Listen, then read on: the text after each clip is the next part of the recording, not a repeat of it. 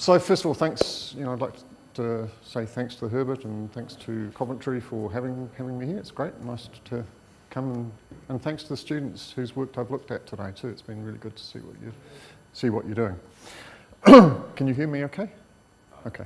I'm suffering a little bit of a cold, so if I'm too quiet, yell at me.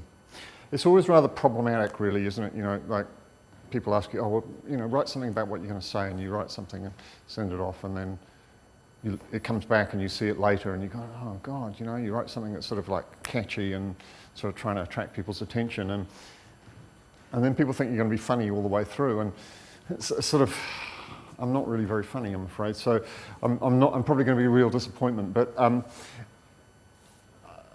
in a way, what I want to discuss is much simpler than this and much less entertaining. And it comes from part of what you just heard about me, which is that I'm a sculptor. I don't think of myself as a digital artist. I think of myself, well, as an artist in general, but I come from a sculptural background. And when I started working with digital media, mostly because my students wanted to work with it, and so I had to figure it out, it always bugged me, like why it had somehow escaped the types of sensibilities, the types of conversations that we've had in the crits today. That we talk about materials, we talk about the sort of the touch, the viscerality of these things. And somehow it was always this sort of like, thing that happens in a black box, and it's all very technical and special and clever. And it always really irritated me that I couldn't sort of grab hold of it and deal with it much more like I do a piece of wood. And so that's a really dumb acknowledgement of where this question comes from, I guess. But the premise then is completely wrong. That it's not really digital art that did anything wrong. It's us that have done something wrong. That it's about our attitude to the way we approach digital, not necessarily even art, but the digital, this thing we call the digital, which I think we have problematic definitions of, and maybe I will clarify those a little bit, my definitions for them as we go through. So the premise is then that computers don't necessarily have the sort of monopoly on this term digital, that this is actually something that transcends the little black boxes, white boxes, silver boxes that we work on. It's an idea, it's a concept. So how do we work with this concept? And if we could do that, if we could take it away, if we could take this idea of things being digital out of these computers, what would it look like? What would we do with it, and how would we work with it in the studio without a computer there? To sort of try and unpack what I mean there a little bit, I don't mean this to be a history lesson, because by no means am I qualified to talk about the history of digital art, but, oh, sorry, you can't really see that, can you? Sorry about that, that's a resolution issue. This is a critical examination of computer art. Knows computer art. And what I want to point to here is what I think is sort of like a key gap that gets created and sort of filters out in a way. Can you read that or not? Which is where this purple section here happens in the sort of 60s, 70s, 50s, 60s, 70s, where the sort of, you can see concrete poetry and performance art, it sort of starts to peter out and not get incorporated into what are the two main bodies that we now, I think, see as represented by these key organisations, SIGGRAPH and ICEA and Ars Electronica. So these are the big sort of digital media conference, exhibition type events. And it's like this sort of conceptual art praxis, sort of, which I think in many ways we're all indebted to. We got squeezed in the middle here and managed to bypass or push out or exclude these type of technical conversations that were going on. I think we can split those into, sort of simplify those things down into, well, and certainly this table does this, that the top green strand of thought there really refers to these sort of art-science collaborations, and certainly this is an area that I teach in and work in, and it is perhaps represented up here by one of my colleagues who's working with immersive brain simulations using Oculus Rifts so that you can walk through people's brains and you will then be able to experience the synapses connecting as you trigger certain functions. I mean, incredibly clever stuff, but it's one type of conversation that's certainly not the sort of conversation that I'm interested in having with the digital. The other end of this thing is that, as I said in the thing, you know, we're all standing in front of Kinects. So does everybody know what Kinects is? Rochelle said I might have to just sort of say, I said, but all the students will have Xboxes at home.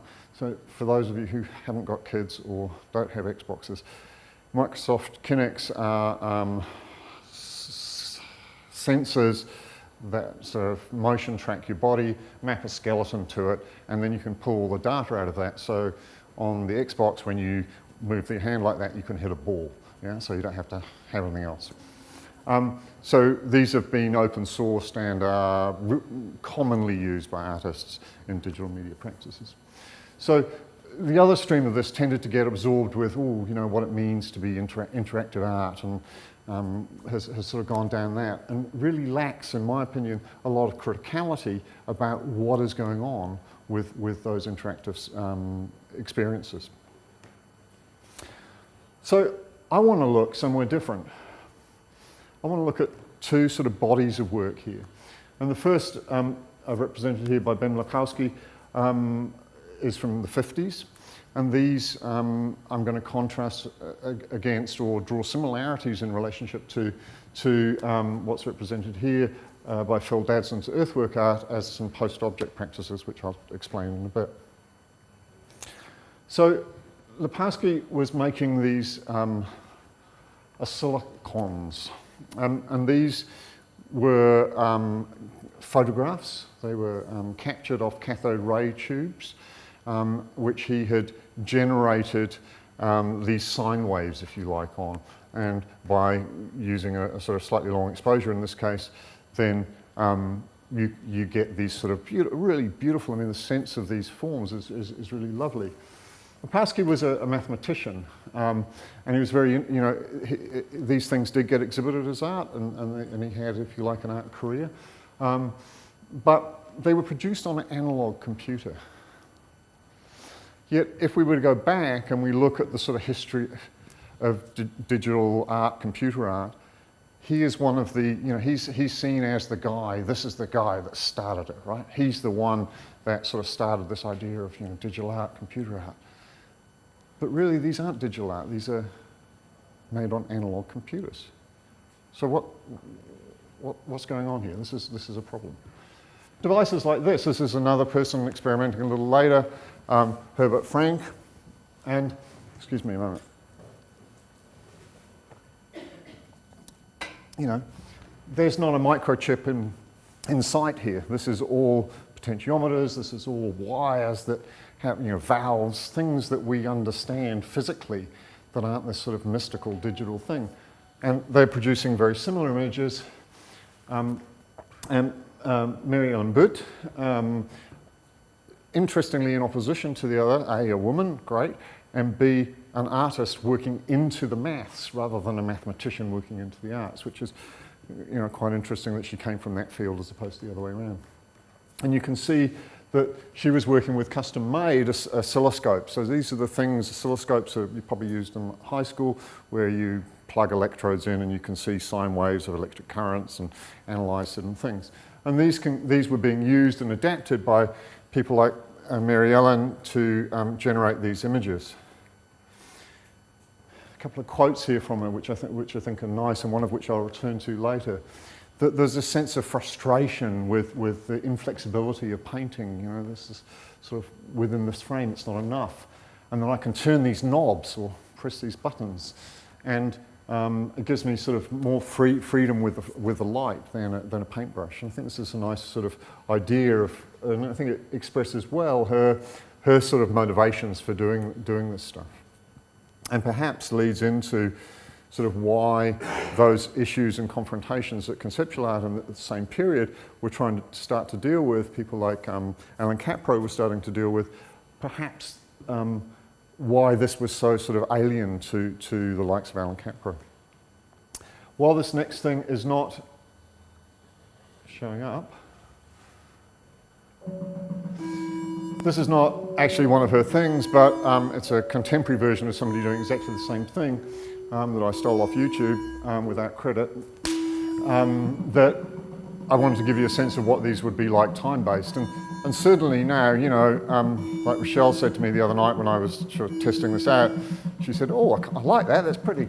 And it is pretty, yeah. And I said, yeah, it would be all right in a nightclub, but I don't really necessarily know if I want to look at it in an art gallery. I mean, maybe that's art galleries' problems, I don't know. But it's an interesting sort of statement by me about why, you know, how I evaluate, how I see it. So, I guess I'm presenting in a very brief, crude way these three people as sort of representative of the essentials of computer art. Let's just say computer art. I'm going to talk about them a little bit before I go on and talk about the post-object artists. And I want to talk about that in relationship to my own stuff. So I'm trying to sort of synthesize two things here, which is, I guess, a little bit reflective of my research. So I write a lot of sort of heavy theory crap, and I make things. And those two things sort of mix seamlessly together somehow. Well, we can talk about that later.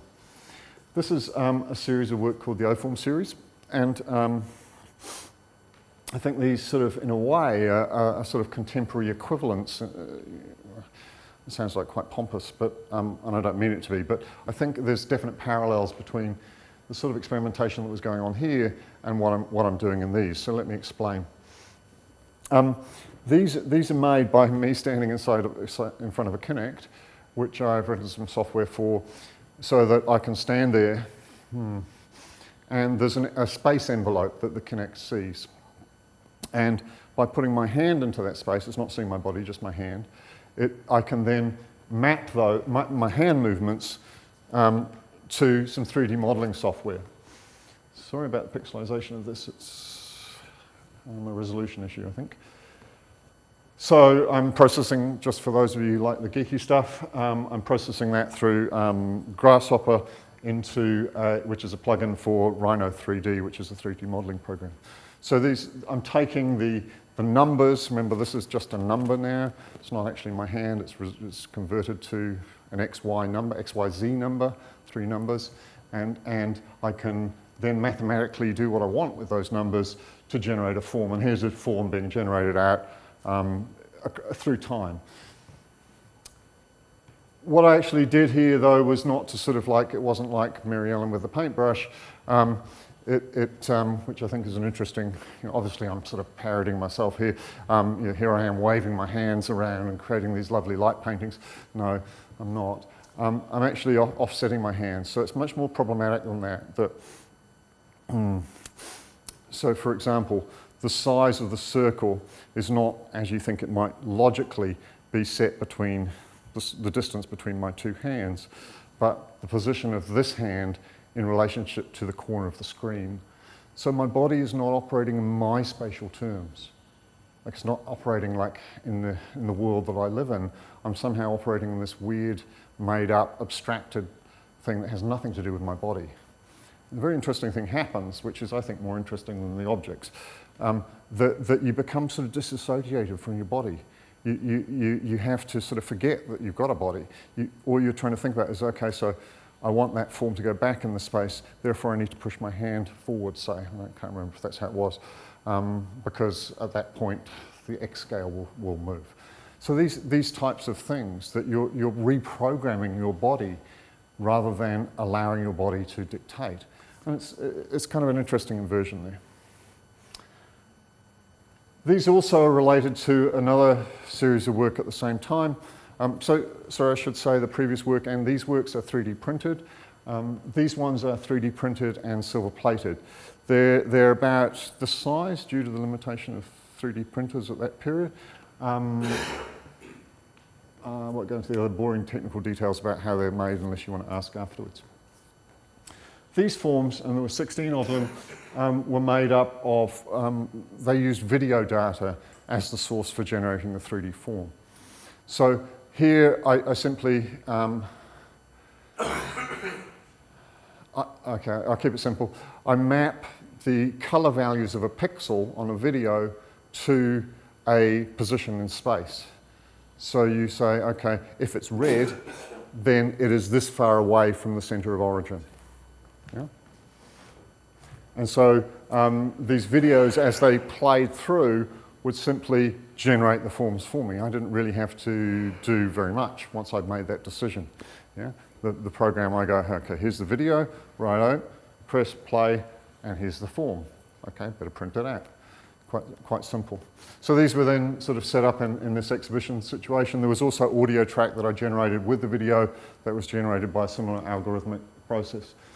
And these were sort of set up videos in very small CD players, DVD players on the wall, and each of the works on these plinths. I extended that idea somewhat into this this project, which is slightly different because I think I was sort of I was wanting to perhaps lose a little bit of control, wanting to bring some other agency into the work.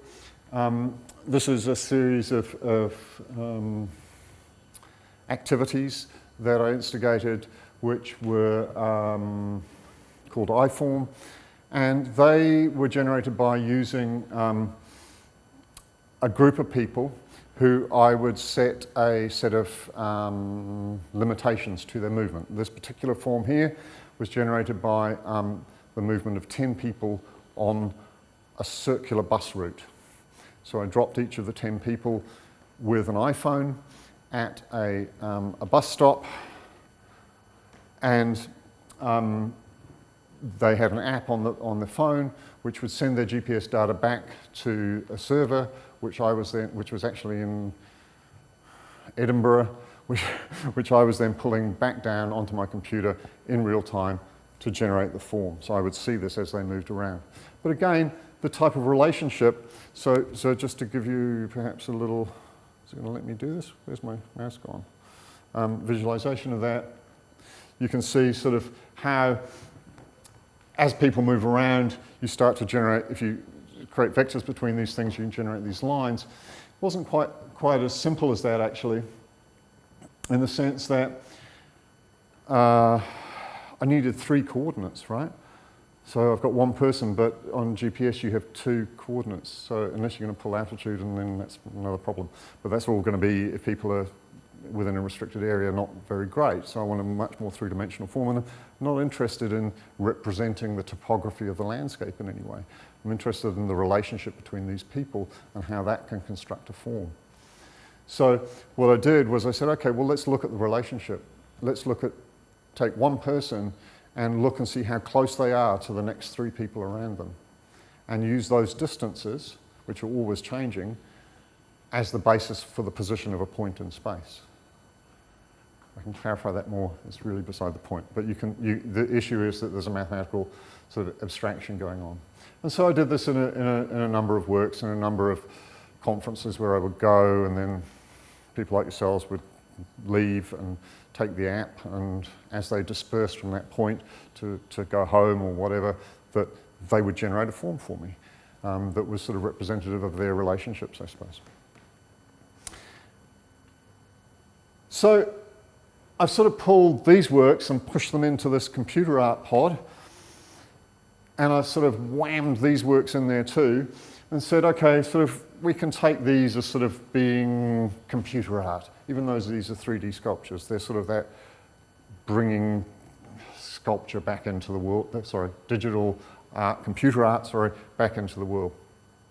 What I want to look at now then is what happens on the other side of this line, in this, what could happen on the other side of this line in this digital art zone. And this is, I'm going to start this with looking at a work by Phil Dadson, and try and understand what it is that might qualify this work as digital art. This work is the earliest work cited in the Aotearoa Digital Art Networks, which is the sort of main New Zealand, so Aotearoa is New Zealand, digital art network website in their archives. So what we have here is a parallel to these early 50s works, which are seen as the start of computer art. This is seen as the start of digital art in New Zealand. Why is this work digital? What makes them makes this claim that this is digital?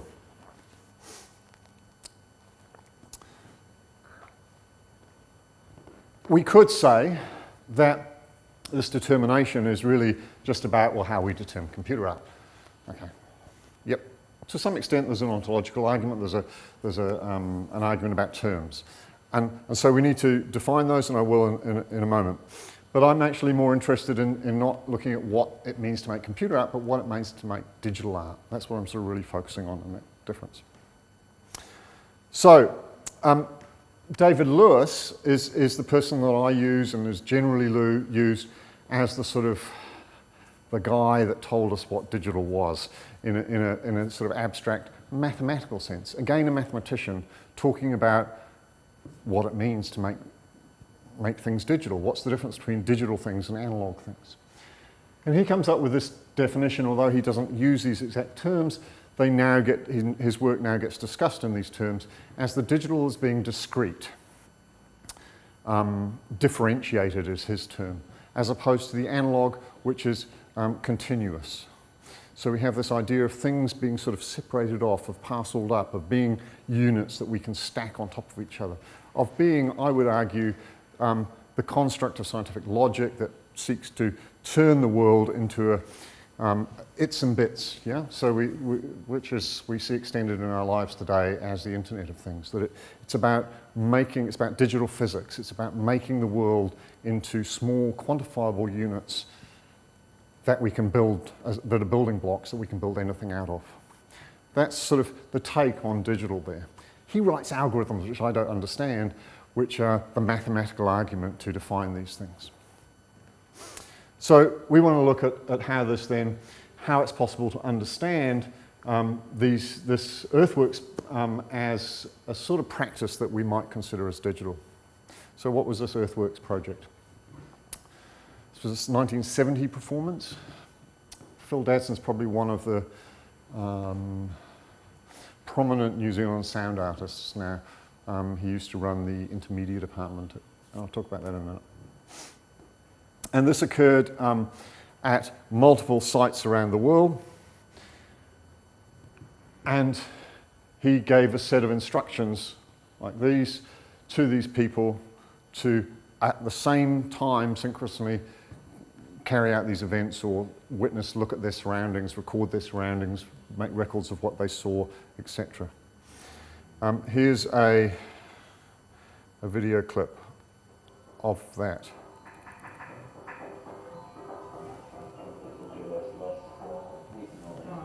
There's 0600 hours. You turn the light on.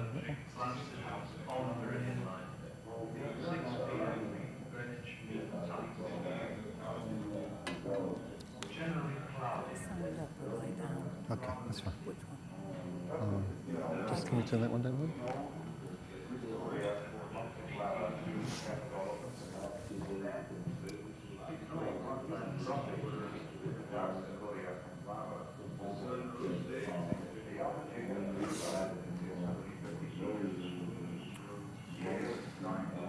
Okay, so it meets the definition of video art because it's boring, right? No, I think we don't need to see more, is my point. We don't need to sit here through the lengthy proceedings of 10 minutes of seeing dark, grainy, VHS quality, because this would have all been shot on big, clunky VHS recording cameras.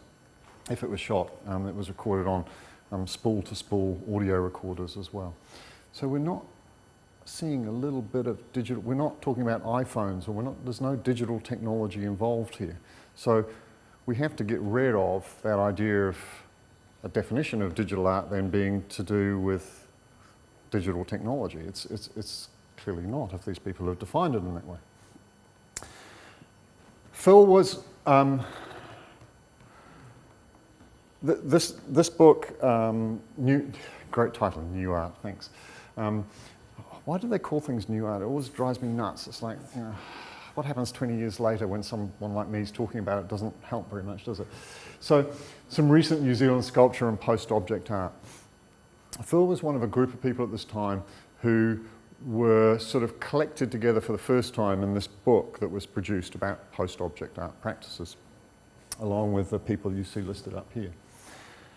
And so I want to broaden looking at that particular work to say, okay, well, what was going on in post-object practice that might inform this idea of the digital and how it's operating in this sculptural sort of way? So this term post-object. One of the key, there's some key texts which I'll show you if you really want to be geeky and go and look at this later. I'm talking about this in specifically in a relationship to a set of practices then that are from New Zealand in the 60s. Well, 60s, 70s really, or started in the late 60s. That term was also used in Australia and Canada to some extent, and mostly because Jim Allen and Bruce Barber, who were part of this group of people, emigrated to those countries and I guess took that word, although there's a lot of activity in Australia as well, and you know, New Zealand and Australia are always like tussling like big brothers, you know, it's like, oh no, that's our term, no, that's your term, and there's a little bit of sort of competition that goes on there, but clearly it's a New Zealand term, you know, unbiasedly I can say that. So we have this sort of term that in many other contexts then, sorry, these are the key texts that I would sort of refer to that have been, probably Tina Barton's is the best document of that, this is a more contemporary sort of regurgitation, revisitation of that, and this is a really good current Australian text that's come out on that. That in other countries, I think there are clear relationships to post-minimal art, conceptual art, art pravera. And clearly there's relationships to sort of Lucy Lippard, dematerialization of art, and Kossuth, you know, art as idea. That these sort of, this was all part of that same sort of conversation, these same sort of speculations. In fact, Jim Allen really clearly, I think, when he came back from the UK to New Zealand prior to this period, sort of really brought back a lot of that thinking to New Zealand for the first time, which was, I guess, is that my next point? I think it is. Is it? Yeah. You know, New Zealand is a long way away, having just been on a plane for a long time. It still is a long way. It hasn't got really any closer, I have to tell you. But there's something that is good and bad about that. In the 60s, 70s, it meant, I mean, I remember in the late, when did I go to art school? Late 70s, being really frustrated that the only art forums that I could read was 6 months old because it took that long to get there on a boat. You know? It's like you felt like, come on, you know, I've already missed the beat. I'm already behind the game before I've even got in the game. It was really, really frustrating. So you get this sense of sort of, well, actually, fuck it, I'll just get on and make it up myself. But you'll create your own narrative. So there's something about that insularity, that isolation, that creates a very dynamic conversation that has a little bit of freedom to go its own way, I think. Just an interesting sort of geographical situation.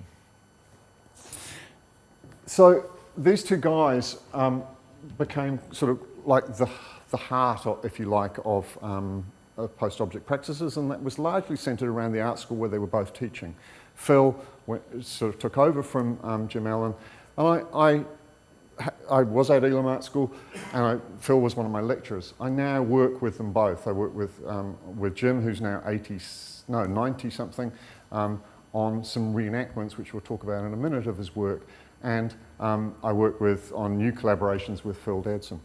So there's sort of interesting connections for me looking at my own work about, okay, well, hang on, you know, how does this stuff in a very formative period of my time sort of relate to my interest in the digital? This was clearly sort of something that might inform me. So what were they doing apart from this? This is one of the works that would happen annually. God, I love the 70s, it was great. This was an annual, it went on for something like 10 years, in a volcanic crater in the centre of Auckland.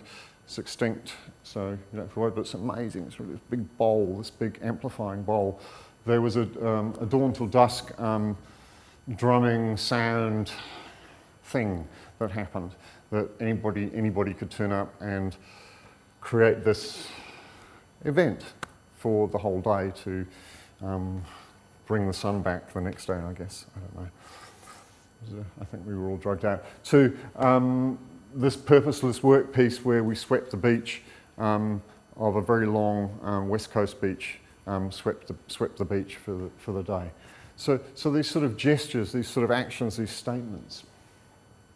One of the things that Phil then went on to do, which was of less interest to me, I mean, even though I sort of participated in these things, it was less interesting to me, was he founded the From Scratch Orchestra, and hence his sort of interest in sound work grew. This is a very early sort of, again, very much in the sort of spirit of these projects, sort of anybody bring along your pots and pans from home and come and hang them up and bang them. You know, it was a very much a sort of emergent, sort of experimental, what does this mean if we do this, what's it like, how can we make sense of this? But that developed and got formalized in very interesting ways. This is a work called Gung Ho of Phil's, where so by this stage, I think this is the 80s, the From Scratch Orchestra has become a closed band, if you like, a closed group. I'm going to guess of like 5 or 6 people, and they work it up and refine it very clearly. There's one key point that I want to talk to you about this, but I'll show you a little video clip of this first, and maybe talk over it.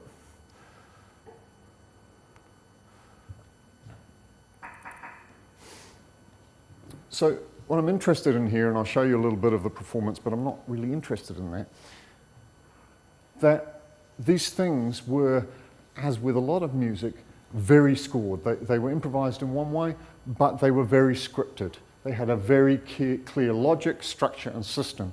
And here, at the start of this performance, Phil is marking out the physical structure on the floor within which the musical instruments will get set up.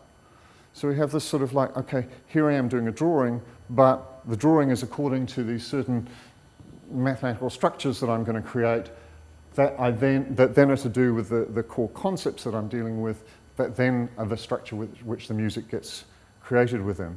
I'll move that forward a little bit, and you can see how that progresses. This is where we needed time-lapse photography, right?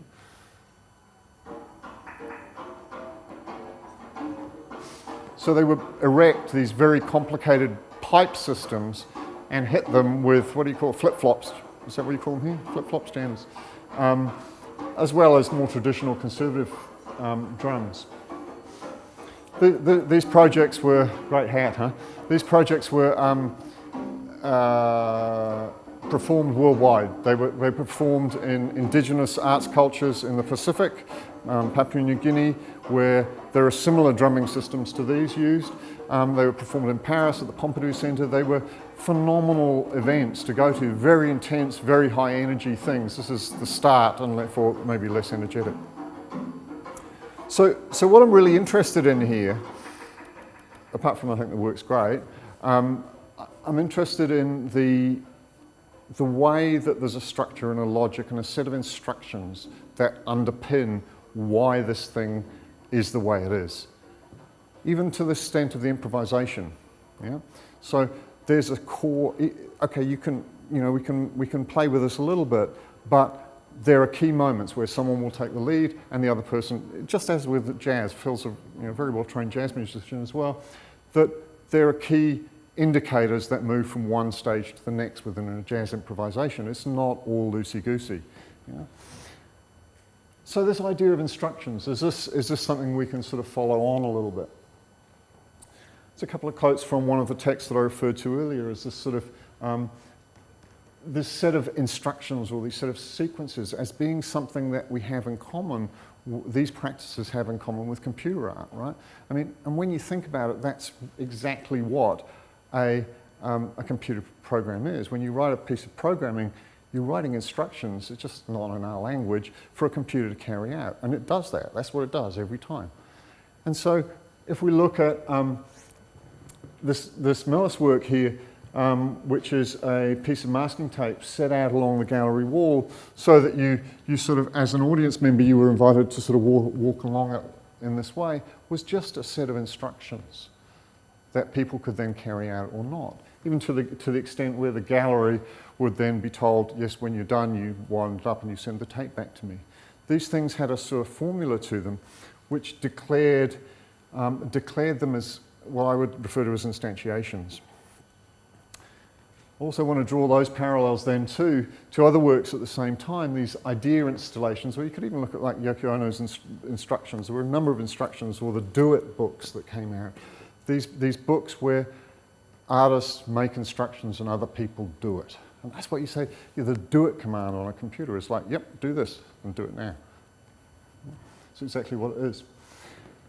This work, this work by Peter Kennedy and Mike Parr, where he's attempting to point to the center of the picture, the video frame, and keep his finger in the center of that. I'm going to relate that back to the sort of structures, instructional structures here, and even to this work, which you guys are more likely to know, which is Video Conchi's Centers, which Lucy Lippard wrote a lot about, where Video Conchi stares at a camera and it's a durational work where he sort of tries as long as he can to keep his finger pointed at the center of the video camera. A very sort of inversion here between the picture plane pointing out and the video camera being pointed at. So I'm going to show you this work now, and I worry of mine now, and then I worry and I go, yeah, but you're going to think I was just sort of illustrating this or something or other, and I'm not. And I guess a lot of you are artists, so you understand it doesn't work like that, right? You know, it's now looking back at this stuff that I go, oh yeah, right, yeah, that's the connection.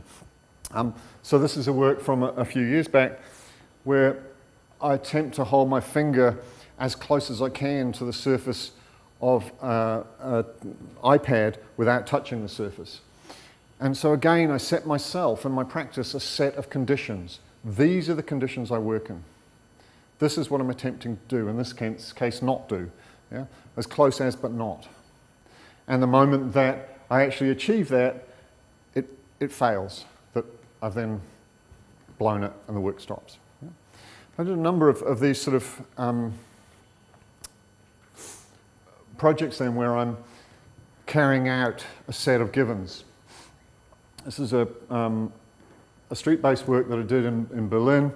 Turn the volume down. It's a three-screen projection, shown as a three-screen projection, although I see that as slightly separate from the event itself, where I have a pole, so how long is that pole? 3-4 meters, pole balanced on my head. So actually I got quite good at doing it. And the pole has a compass, so around my neck I'm carrying a microprocessor that controls the lights on the end. And I've set a course, I've set a compass course. I've got a digital compass in there, and so that my job is to keep that pole on course and just complete the walk down this wall with keeping that course. Of course, there's interesting, just like with the use of my hands in relationship to the Kinect, there's interesting problems that come up with your body and trying to balance that. It's all right to start with, but as the pole slides a little bit, it's a good thing I've got a bald head, as it slides a bit on your head, I've got a nice flat top to my head too, that you start ending up sort of having to roll your head over, and suddenly you're walking along like this, and you're the one that is actually being sort of performed by the pole rather than the other way around.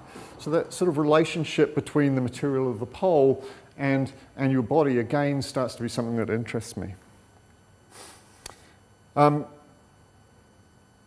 I think about that work in relationship to these three images, which aren't shown like this, but this is images from a Robert Morris performance where, among other things, he manipulates this sheet of plywood.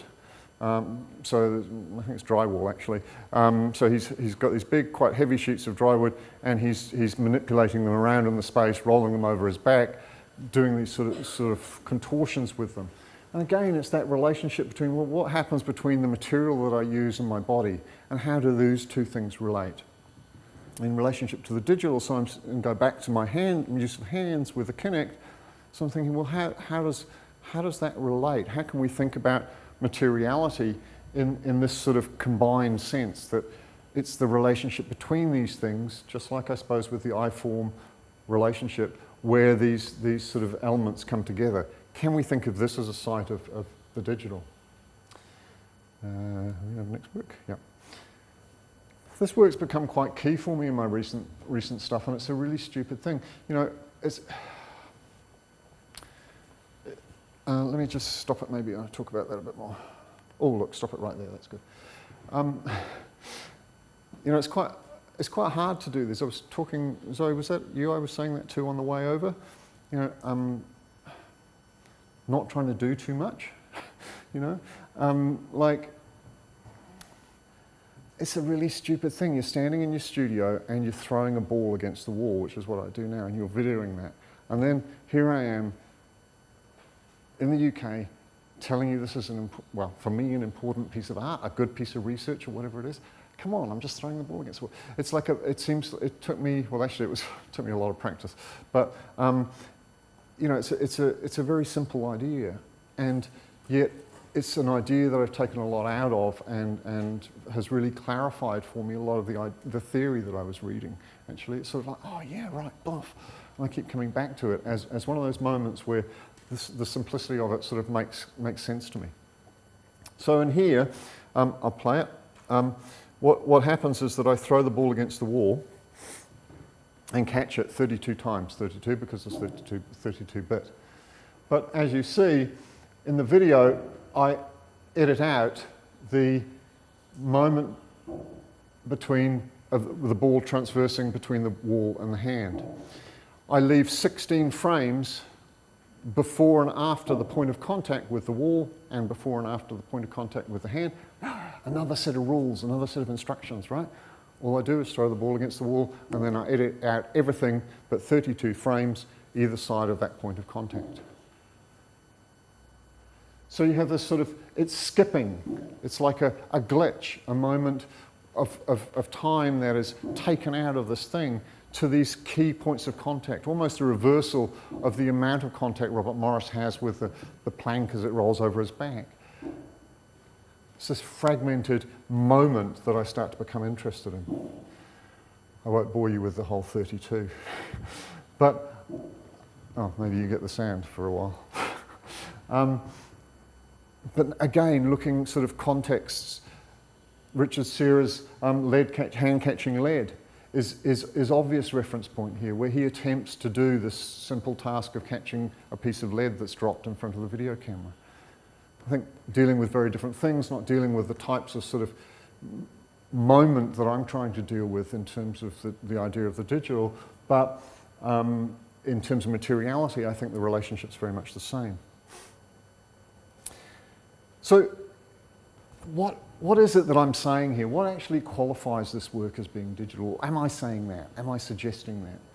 Am I suggesting that there's something about the sort of the artifact or the process?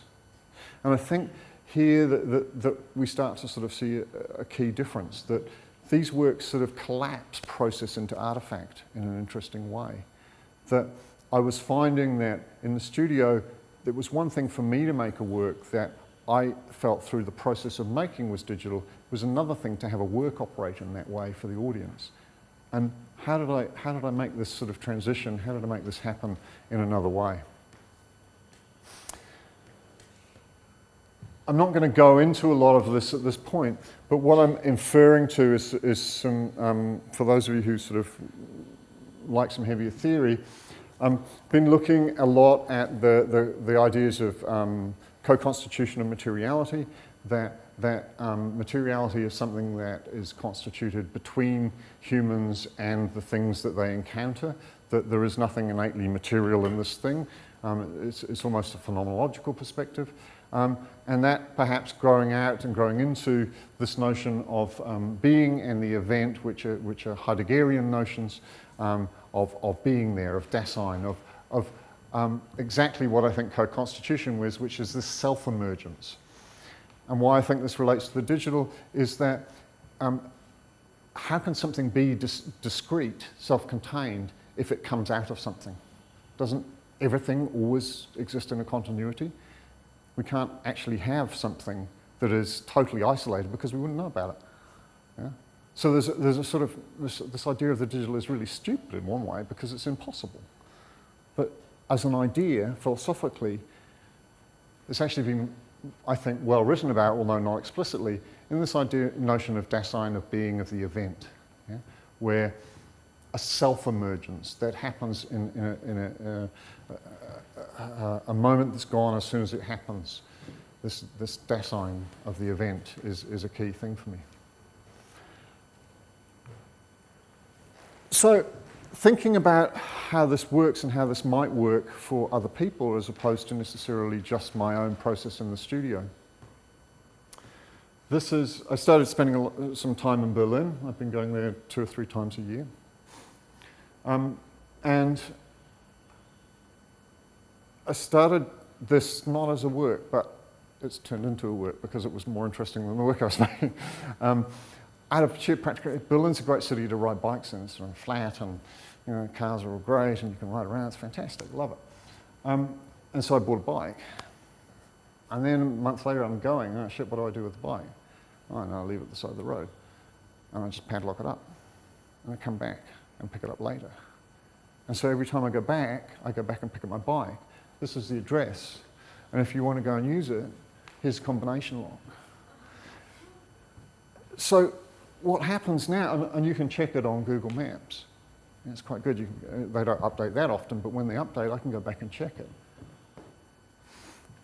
So what happens to this event here, this event of the bike? What's the bike doing when I'm not there? It's doing exactly the same thing as far as I'm concerned. But is it going on? Is it having other events? Is it just there for me, for my phenomenological experience of this thing? Or does it sort of transcend that in some way? And when I show you this and share this with you, what happens to that bike for you? What happens if I've now told you that, and was someone telling me they were going to Berlin later? And someone goes to Berlin and I go there next week and you bug it off with my bike. What happens to my event? Do we own these events or are they shared events? So, forgotten where I was going with that. Quite a fun word. I guess what this starts for me is sort of looking at sort of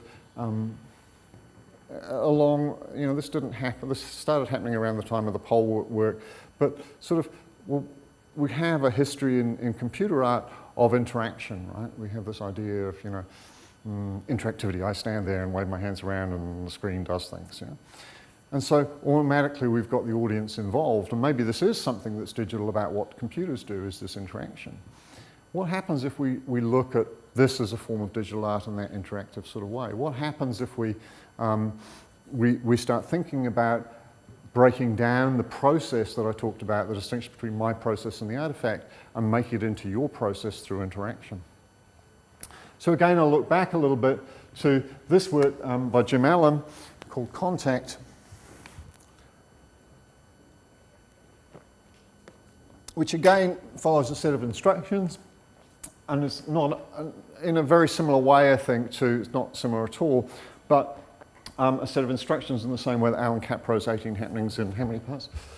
6 parts did.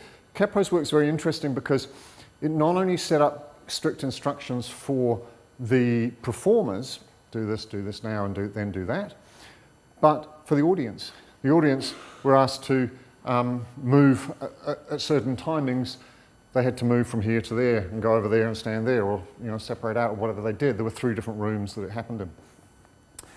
So this is quite interesting that we've sort of broken down those relationships between instructions to the performer and for the instructions for the audience. We've got these 2 things happening together. And the similar things happened, I guess, in relationship to this contact work. So this contact work actually had 3 components to it. Computer dance, which I'll come back to and talk about a bit more in length, parangola capes, and body articulation.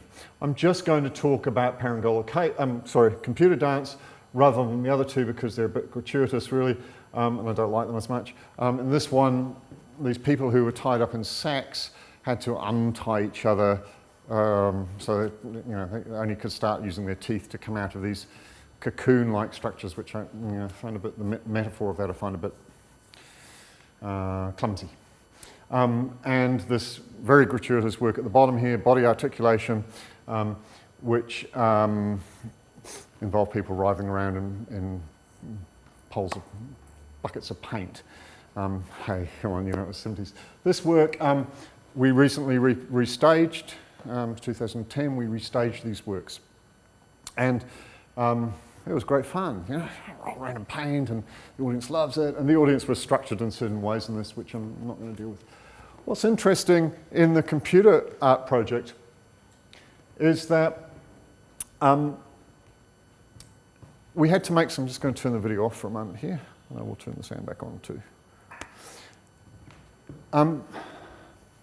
When you restage, you know, it's become very fashionable to restage things, old performance work, and we get better documents of it. These were pretty much the only images that exist of this earlier performance. Technology's changed. You know, I said to Jim, who, as I said, is old, well, what did you use? So what happens is that these things that people are carrying, male-female pairs are carrying, have sensors in them, and when they connect, when they see each other, they emit a sound. He had no idea. He had no memory recollection. All he knew, he used a pair of old torches and somebody did something and somehow it made a sound. I don't know, no way. So, but he did know that it was hooked up to massive batteries. Big, they had to go and get big truck batteries because it was taking so much power to run these things, and there were big cables going everywhere. And I said, well, okay, Jim, look, I'll tell you what, I'll look at some of these old photographs and I'll try and remodel the lamps, because this is for a museum, right? I'll 3D model exact replicas of those lights, because I can't just go buy another torch, so it's got to be exactly the same, right? Authenticity. And I forgot the other point I was going to make. But you know, we don't need to have the truck batteries, and we don't need to have, it can be tiny. You know, we can do this in a thing this size now. We don't have to have all this, just a circuit board we can make up and stick in there and it'll do the stuff. Interesting conflict about what you do. So these batteries, actually the batteries are dummy in this reconfiguration. Batteries are, I have the lead and acid cells taken out because they were in a public space for health and safety. Yeah. So these are completely empty, very expensive big batteries that do nothing at all. That these things run off a 9 volt battery inside each of them. You'll also notice that in the earlier work, the performers were wearing very nice psychedelic flower power bikinis and underpants. Sorry, I'm getting sidetracked, but that's okay, isn't it? Okay. So what do? Do you have new underpants made that are going to do that, or what? So the original performance was intended to be done naked, but the gallery at the time, when they turned up to do it, wouldn't let them. So they had to just wear their underpants that they had on. But now we're restaging it. What do? Do you go to the original intention, or do you go to what actually happened? Lots of interesting dilemmas. But I think in this work, you know, it's interesting. It's called computer dance, yeah? But actually there were no computers involved in this damn thing. There were no microprocessors, no digital black boxes. There was just a simple electronic circuit, analog circuit, controlling these beeping, buzzing sounds. So maybe we could think of this as a people dance. Yeah, it's a dance about people, but actually it's much more digital than that. We've got this breakdown, these intervals, these flashing lights that hit the audience. These are very bright strobe lights that are flashing out and sort of fragmenting this stuff. And we've got people, blindfolded people, making these sort of points of contact and then losing them again. So these sort of emergent things, there's a set of instructions, there's an emergence happening that I think sort of perhaps qualifies this more as digital art than it does as anything else. So I would start to sort of, at this point, feel a little bit more comfortable in saying, well, Is this then something we can see as being this idea of digital through sort of temporal, compositional, instructional, and procedural? Are these the things that I'm starting to sort of signal to you that might be identifiable as a sort of sculptural digital practice? I refer to these things myself then as a structural, these things are structural methods. They're quite formal sounding things in a way, but I think they're structural methods that can operate in both artifact and process. And I think that these sort of interactive type environments where people have instructions or there's some agency taken away from me as an artist, from agency taken away from the role of the artwork to the audience, start to allow the moments of Dasein to occur within these things. I'm just going to talk quickly then about a couple of older works and sort of some of the motives. This is, and I'm going to go quickly here because I know we're running late. This is a work I did in Istanbul, which is a robotic work which has a meteorological helium balloon that flies above it and has a camera attached to it. And the camera sends data back down to me on my laptop, as well as the video image to the top of this little robot.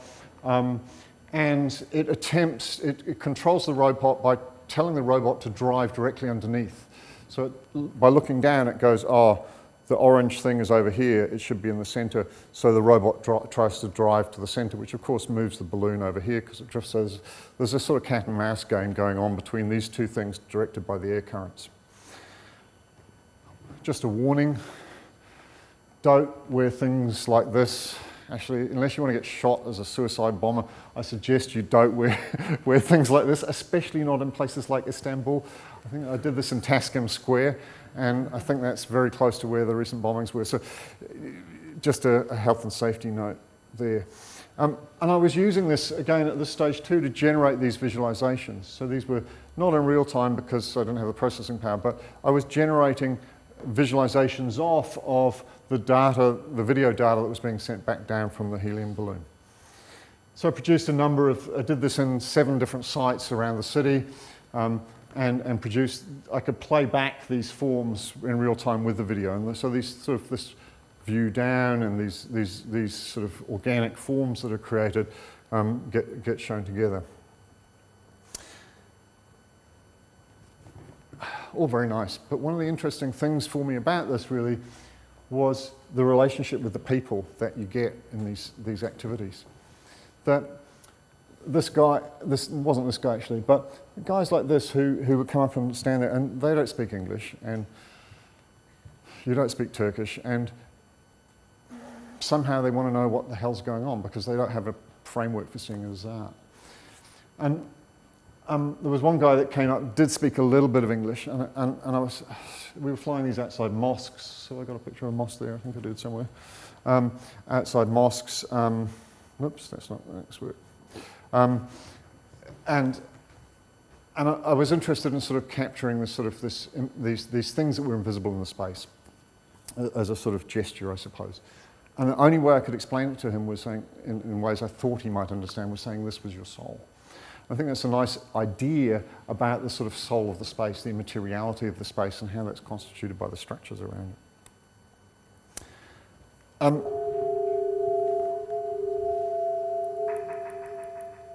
This work I did in a much more remote location in New Zealand as part of a retreat with a number of other artists.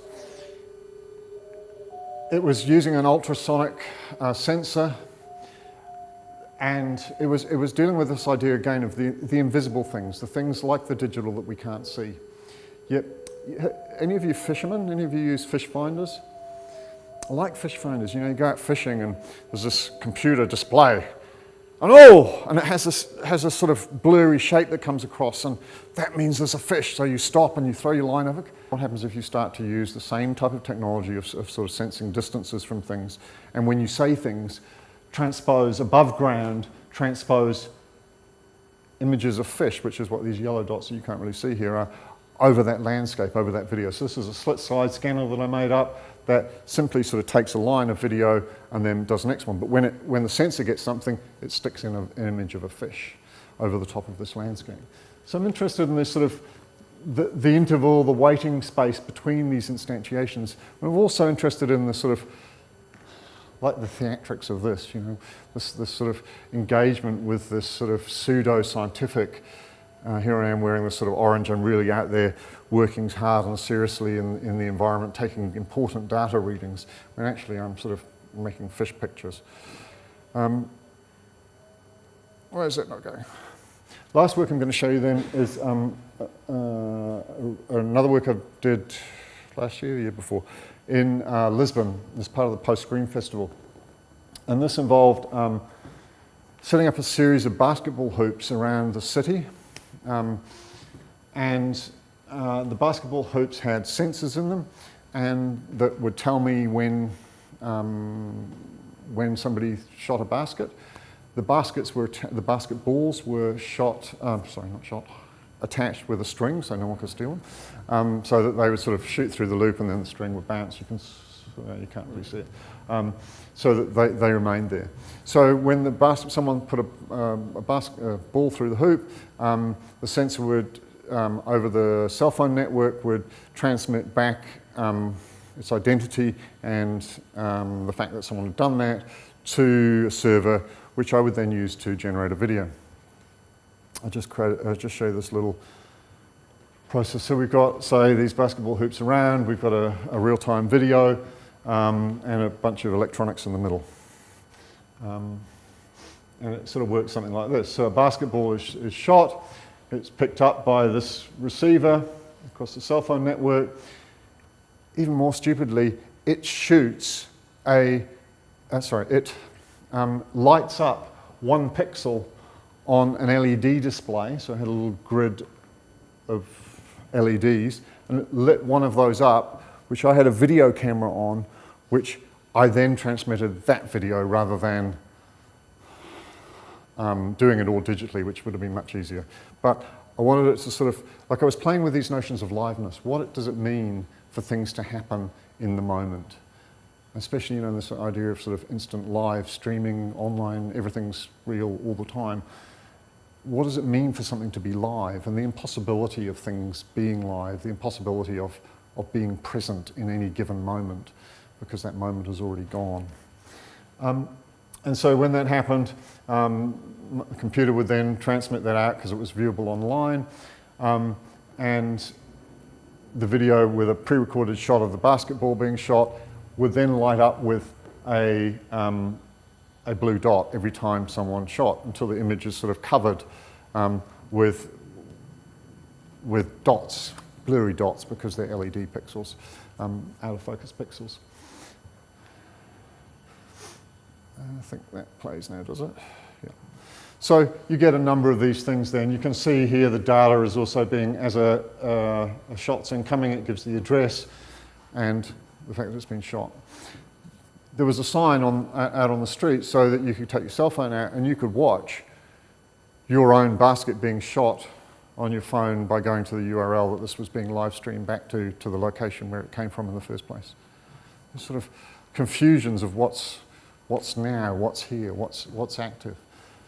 I was also interested in the space. So again here, like the other things, I'm interested in that space between, you know, the moment that I've shot the ball, get my phone out, I'm waiting, because it takes a little bit of time, right? And it's got to go, and it's got to be processed, and it's got to come back, and how much can we compress that? But actually that activity of waiting, you know, and that's why this is called waiting 64 bytes. Sort of this idea of waiting as being actually not a state of loss, of something where we're inadequate in some way, but actually a time when we're actually maximally present. That this act of waiting, this sort of right here, right now, waiting as a presence rather than waiting as for something else to happen, but being in that moment. Oh, I said that was the last work, and I am going to skip through these, actually, because this is simply another work here, which happened over 2 sites, in actual fact. I got pissed off with the gallery where I was meant to be showing because they had this crappy floor, which they'd done since the first time I went and agreed to do the show. They had this zigzag pattern on the floor, and I was doing this floor-based work. And I was like, and they said, no, we're not going to take that up, sorry. And I was like, well then, I'll show something different. So I got another space 2 or 3 blocks away, set up the work I was going to show, didn't tell them, set up the work I was going to show over there, and set up this LED there. And the LED simply said, this work has moved. This is a performance, it's shown with Alex Salter, who's a Berlin artist, performing behind it. This work has moved, and then it set the GPS coordinates to that so that you could walk to that other site. Okay, stupid, childish stuff.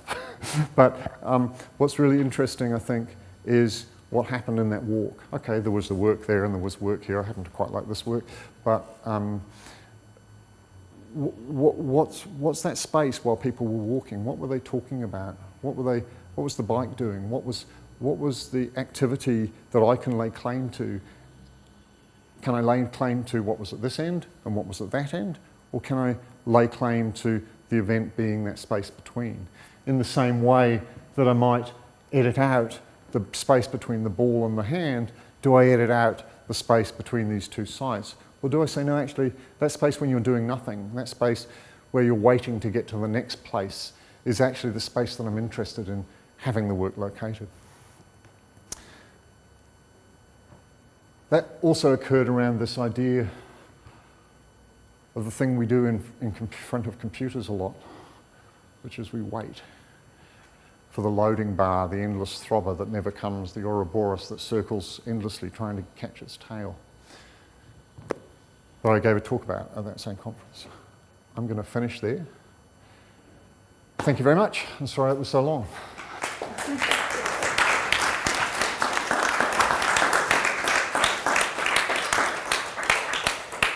We have overrun a little, but if there are pressing questions... Yeah, sorry, I did go on for a long time. So we have got 10 minutes if you guys have any points you want clarified. The piece that you had in Berlin, Which one? You had that pole on the end of the light either end. Was that the Berlin Wall, as it was before it came down? Yeah, that's a section that's been left up. There are sections around. Yeah, there are sections that are left up. Because it struck me that with those 2 ends, it kind of looked like it might be something about the city. Yeah, it was very much, I mean, I was tied into that physical, like I took the bearings that I used off that line of wall, so I had another physical state that I was trying to be compassed by as well, and that sort of slight tension, but it was, you go to Berlin, you've got to do a Berlin Wall work, right? Yeah. I was interested in the kind of, with the pole, the kind of separation of this kind of taking the digital signal and making it into this analog thing that you have to pay attention to. Instead of having this GPS where it shows you, the angle you need to walk out with an arrow and so on. Why is the GPS on my phone any more or any less analog than the thing on my head or my body? Like, there is essentially, for me, there's essentially nothing digital about what we look at on our iPhones. It's just, I mean, last time I looked, most of my life is an analog experience. Does that mean I can't have a digital practice? And does that mean that to have a digital experience, I have to look at a computer screen? Because most of the time I'm watching a linear narrative that is surely continuous. Even though it's broken and underpinning that, there are digital processes. The thing itself is not inherently digital. It's an artifact of binary zeros and ones doing something which I have no knowledge of, sort of. But like the information in the zeros and ones is the fact it's put into that language. Does that make it digital? What, when you say that language, you mean? Well, as in put into binary, but to be read by the computers and so on. Well, I think there's a reasonable argument to be said that discreteness, which is really what we're talking about as opposed to digital, I suppose, when we've made that translation, is satisfied by the 0-1 distinction. 0-1 distinction is sort of philosophically the premise of something and nothing, right? It's like, I mean, if you look at mathematically what these, in Boolean logic, 0 is nothing, not the absence of something, but nothing.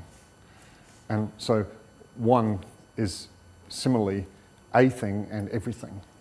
So it has that Boolean distinction. It has that digital, it's either this or it's not function going on. So I think that inherently, but yeah, okay, the microchip does that, but I've never experienced that. And it certainly doesn't make me have a digital experience by looking at any of the videos that I showed you. They're not, I mean, yeah, they're all digital videos. But really? Not really.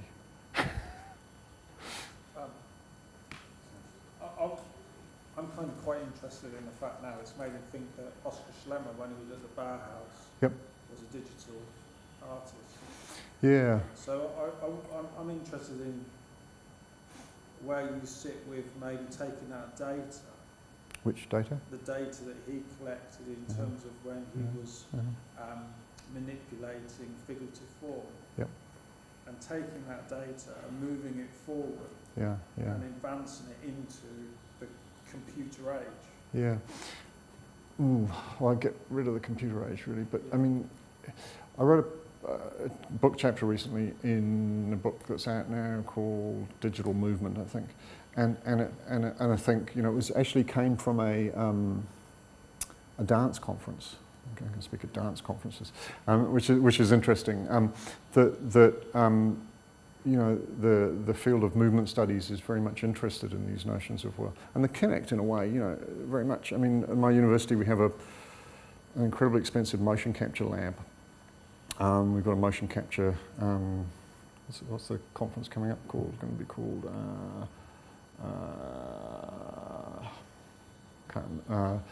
choreographic coding. And it looks at this sort of relationship between coding and choreography, and again that instructional thing, but how you notate labinal instructions, you know, choreographic notation. I mean, I think these sort of notions all feed into what you're saying. I suppose I'm interested in my practice, and you know, I mean, yeah, sure, I draw in a sort of art historical references, but I'm not interested in necessarily, you know, becoming an art historian by updating those. I'm sooner extend that through my practice rather than revisit those previous things necessarily. Okay. Any others? Should we go to the pub?